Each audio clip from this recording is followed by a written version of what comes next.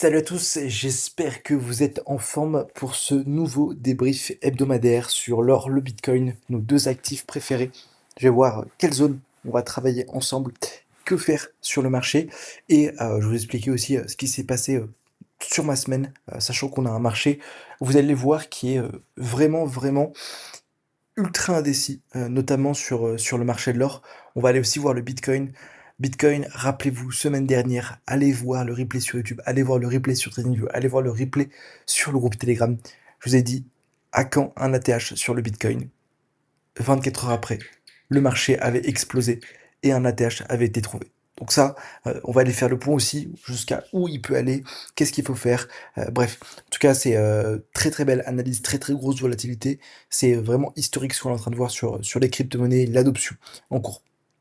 Ok, alors sur l'or, vous avez vu, là où il y a mon curseur, c'est le début de semaine, hein, ok, lundi 14 juillet, qui d'ailleurs était un marché férié sur le CAC 40, c'était férié en France. Et comme vous pouvez le voir, bah, si je me mets en 1 heure, on n'a eu aucune grosse direction. Ok?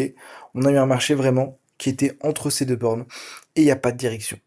On a eu une news comme quoi Trump pouvait potentiellement virer Powell et c'est ce qui a fait exploser le marché comme ça. Je vous avoue que moi ici, je me suis fait stopper. J'avais ici un OB qui était parfait. Je suis rentré sur le trade 5 étoiles. Je me suis fait sortir. Donc on vient chercher ces plus hauts, on vient chercher ses plus hauts, on pourrait croire du coup que c'est un changement de tendance et qu'on va avoir un marché haussier. Pas du tout. Le marché ensuite est revenu dessus, revenu liquider ici, revenu liquider ce plus bas et ensuite repoussé. Donc clairement, là, il n'y a pas d'autre terme. On est sur un bon vieux range. Il faut juste que le marché aille le casser. Tant qu'on sera dans ce range, ça va être hyper indécis. Très compliqué de trader les ranges, surtout moi avec mes stratégies. Et franchement, très surpris de ce qui s'est passé mercredi. Là, c'est 340 pips. Si je prends ce point bas, ouais, depuis l'ouverture, ça fait 400-500 pips. C'était vraiment super volatile, complètement incompréhensible. Et je vous avoue que moi, j'ai passé une semaine à pas vraiment comprendre ce qui se passe sur le marché, pas comprendre pourquoi le prix revient sur ces niveaux, pourquoi le marché est venu liquider ses highs, si ensuite c'est pour repartir ici, liquider ses bas. Et en fait, dans ce genre de marché, faut venir juste patienter la meilleure opportunité, patienter le trade 5 étoiles, ne pas forcer les prises de position, même réduire son risque et simplement attendre que le marché retrouve une configuration parfaite. Je vous le dis tout le temps, mais malheureusement, c'est pas ça qui fait vendre.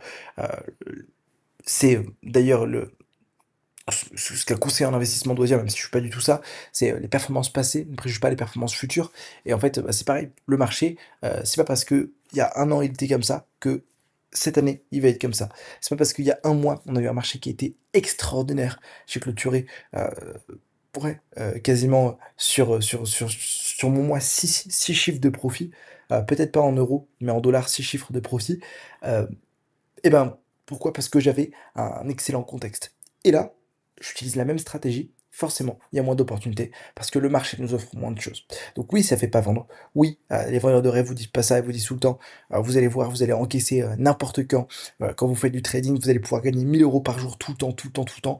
C'est faux. Il va y avoir de des mois avec des très bonnes configurations et des mois là pour le moment, bah là franchement, il y a vraiment rien à faire. Il y a vraiment rien à faire, énormément de pièges aussi par le marché.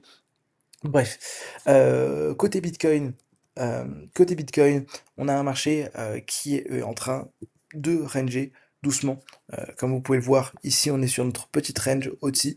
Ici c'est pas mal volatile. On a une première zone d'achat qui est ici, sur cette zone d'imbalance que vous pouvez voir. C'est pas un achat qui est 5 étoiles, mais l'achat parfait il est sur les 109 000 dollars, qui en plus de ça, je pense qu'est dans ma zone OTE, hein, si je prends ce point bas, ouais, il est pile sous mes 0,5, entre les 0,62. Donc super belle zone. Mais ce serait une zone moyen-long terme. Ok, là en 30 minutes, 15 minutes, ça va être plus essayer d'aller chercher des scalps à l'achat. Pour moi, je pense qu'on peut venir retracer, revenir liquider ce plus bas. Et voilà, et j'ai aussi peur, dès qu'on fait une forte poussée, hein, vous voyez, on a le même contexte qui se répète tout le temps. Dès qu'on fait une forte poussée, boum, on vient accumuler. Boum, on vient accumuler. Le marché pousse. Qu'est-ce qu'on était venu faire avant? Accumuler. Tac, on accumule, le marché pousse. Ces accumulations, elles sont nécessaires parce que c'est ici que la liquidité est reprise.